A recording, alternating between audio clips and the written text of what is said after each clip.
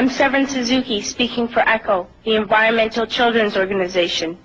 We're a group of 12 and 13-year-olds trying to make a difference. Vanessa Seti, Morgan Geisler, Michelle Quigg, and me. We've raised all the money to come here ourselves, to come 5,000 miles to tell you adults you must change your ways.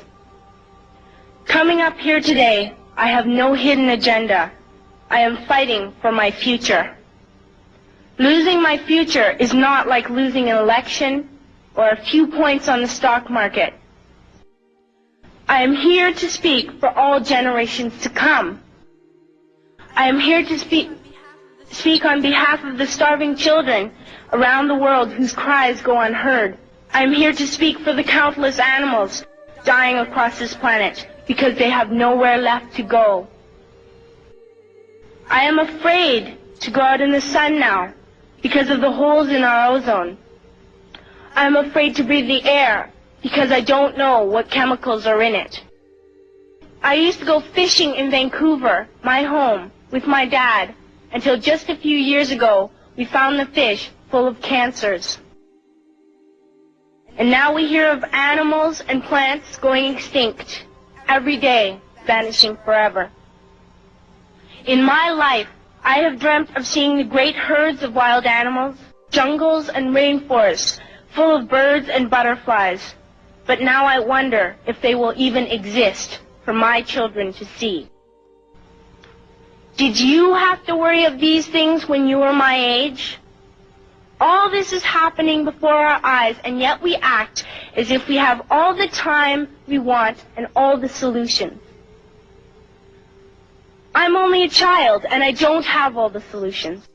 But I want you to realize, neither do you. You don't know how to fix the holes in our ozone layer. You don't know how to bring the salmon back up in a dead stream. You don't know how to bring back an animal now extinct.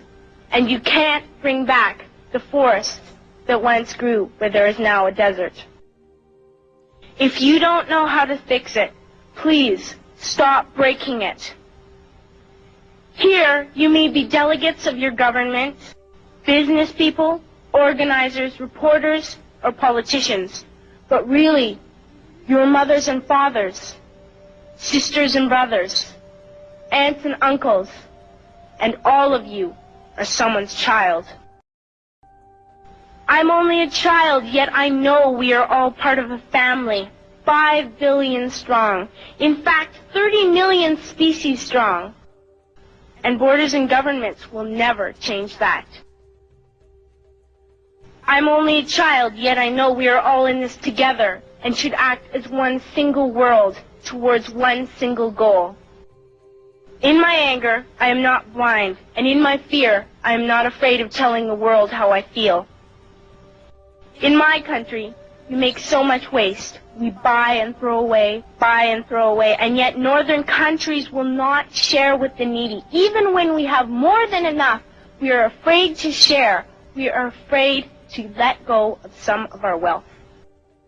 In Canada, we live the privileged life, with plenty of food, water, and shelter.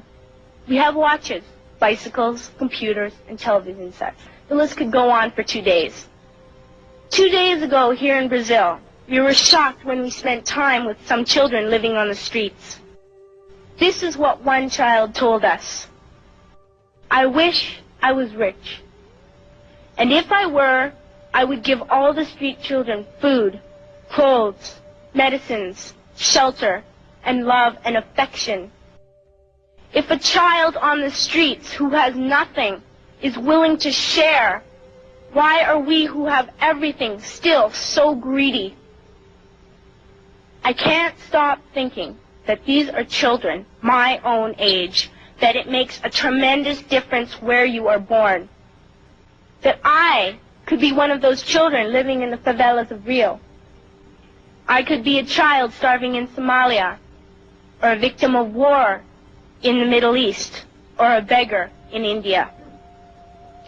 I am only a child, yet I know if all the money spent on war was spent on finding environmental answers, ending poverty, and finding treaties, what a wonderful place this earth would be. At school, even in kindergarten, you teach us how to behave in the world.